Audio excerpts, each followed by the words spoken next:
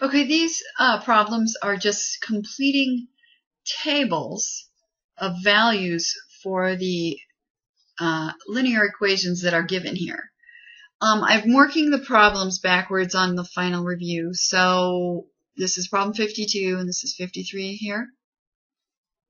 Anyway, they're giving you different formats of a linear equation here. And we didn't really go over the standard form, but it's also a linear equation.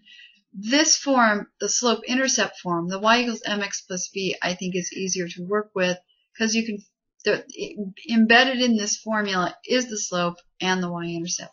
Whereas in this formula, it's there, but it's not the same. It's trickier to find just by looking at it. In any case, these standard form equations can always be changed to the slope-intercept form simply by solving for y. And as a quick demonstration, you can say 2x plus y equals negative 14. And if I solve this thing for y, I will get, I'm going to subtract 2x from both sides. And as we clean this up, what happens is this goes away. 2x minus 2x is just 0. And 0 plus y is just y. So you bring down that y, and you have y equal. And you cannot subtract negative 14 from negative 2x. They're not like terms. So you have negative 14 minus 2x. Now this looks almost like this mx plus b. It's just turned around. You've got, this is your mx here, and this is the b here. We can just rearrange that, and it's perfectly fine. Just as long as you take those signs along with you. So that would put this one in the front, and then this one over here, and we would write it as minus 2x minus 14. Now you have a b, that's this here. So b, or the y-intercept, is negative 14. And you have the slope of negative 2. M equals negative 2. And that can be put over 1, so then you can always have rise over run, because any number, any whole number, whether it's an integer or a whole number, when it's put over 1, it's still the same number.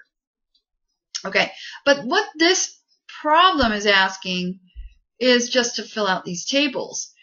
And that means you plug in, when you plug in the values given, they gave us values for x, then you solve for y. Okay, so over here, if x is negative 9,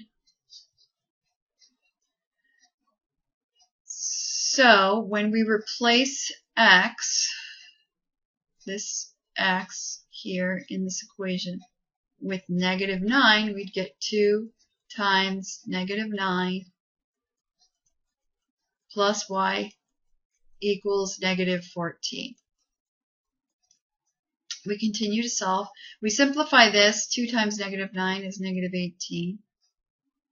We bring this down, so that's plus y.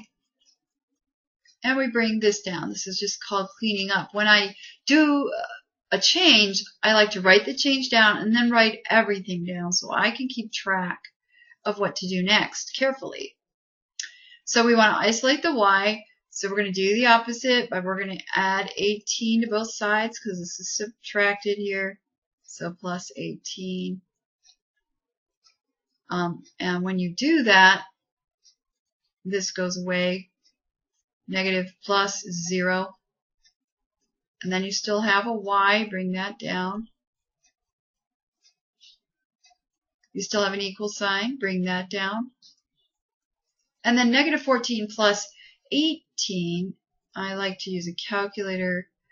I don't need to, but I just want to demonstrate that how to do that. So negative 14 negative plus 18. Because if you have troubles with integers, just enter it into your calculator. So there you go, 4. The way that you think through it is you find the difference and you use the sign of a larger number. Okay, so y equals 4. And so we would put that value here. So we know when x is negative 9, y equals 4. When x is 0, let's do that one. We're going to plug x here as 0. So that would give us 2 times 0 plus y equal negative 14. That's 0 plus y, because any number times 0 is 0, equals negative 14. So this doesn't really need to be here. Y equals negative 14. Now we learned from that earlier equation that I erased, this is the y-intercept. Because where x equals 0, you have the y-intercept. So that's negative 14. Because that is a point. Remember, these are points, and they look like this. Negative 9, 4, and this point is 0, negative 14. Just because it's set up on this table doesn't mean that they're not still thought of as this. They're still thought of as Cartesian points, where x is listed first, y is listed second. Okay. All right. Now, the last value of 1, let's just think through that a little bit. So if x equals 1, that's 2 times 1. So 2 plus y equals negative 14. Okay. So we're going to have 2 plus y equal negative 14. We're going to subtract away the 2 on both sides, and that will be 0. So you have y equals, and again, let me show you how to use it in the calculator. You say 14 negative, whoops. You say 14 negative minus 2, negative 16. Okay. So then y is negative 16. Whoops. Negative 16. So that's how you complete the table using the equation. Okay. You also plot these points, and then you've created a line that this equation represents. And that's the whole point of this Unit 3. You're understanding how to build lines, because all lines are made of points. So that's why we're always talking about x and y. Those are the way to find the points, really. Okay, so let's do the same over here. With this in a slope-intercept format, we can figure out a lot of things more quickly. In fact, I'm going to show you a really quick shortcut. When x equals 0, that means that this y value becomes the y-intercept. Now, in this case, we know what the y-intercept is because we have a slope-intercept form. B represents the y-intercept, so we know that when x is 0, y will equal 5. Okay, so we already know that this is going to be 5, and we can test it out. You plug in 0 for x. It does not matter if this negative is in front. All that means is negative 1 in front. So you have a negative 1. So negative 1 times 0 is still 0, because any number times 0 is 0. And 0 plus 5 is 5. So that's turned out okay. All right, so that is that's why I prefer this form, because you can right away see things like the y-intercept, and you right away know you have a slope of negative 1, which can also be negative 1 over 1, which is rise over run. And you're going to see in a lot of these videos how we use the rise over the run a lot. Okay, so let's plug in 2 So y equals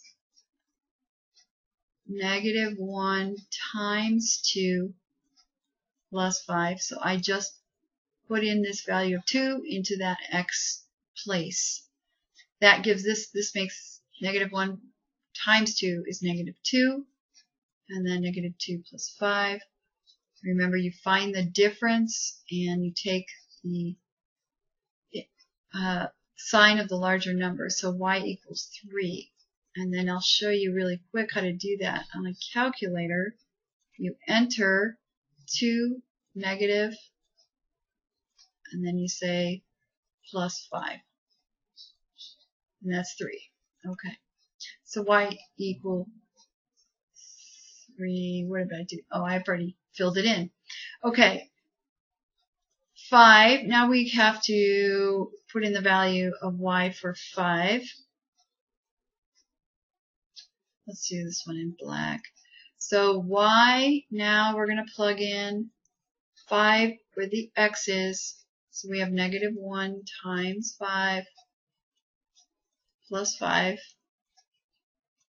So now we have y equal -1 times 5 is -5. So -5, we still have this, plus 5 is 0. So that's a special point as well. When y equals 0, that means this value becomes the x-intercept. And the next problem looks at the y and the x-intercept. All right.